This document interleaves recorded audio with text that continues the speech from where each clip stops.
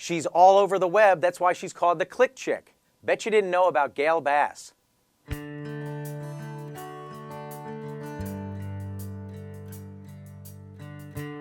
My first execution was when I was a new reporter at KTAR. The news director at the time said, "Would you be willing to witness an execution?" And since I was a new reporter, my philosophy was do whatever the boss asks you. So I said, sure, I'll do it. So it wasn't until that day that I realized, you know what, this person could either get the needle or go through the gas chamber. And the gas chamber is not a pretty process by any stretch of the imagination. And I believe there are still several inmates in Arizona that have the choice between a lethal injection or the gas chamber. And at a certain point, there are all these protocols you have to go through to get the lethal injection. And because there was a Supreme Court appeal and all this stuff, I thought, you know what, there may be the possibility that I might see somebody die in the gas chamber. And I really thought about it that day.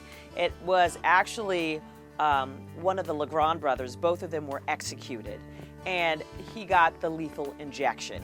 And when I watched it, I thought it seemed like a medical procedure. But what I wasn't prepared for was the amount of attention that the case was getting, because Carl and Walter Legrand were considered German citizens because their mother was German.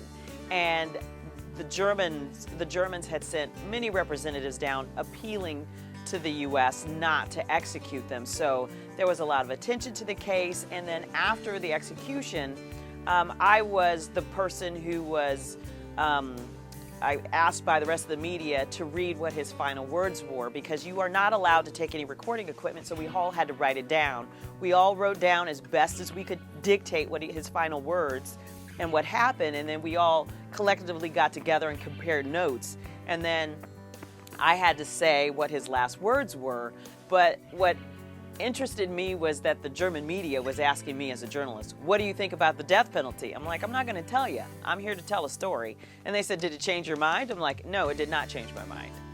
But I think if we use the death penalty, it should be something that is well thought out, and we should be absolutely sure that that person is the one who did it, because it is final and there's no coming back from it.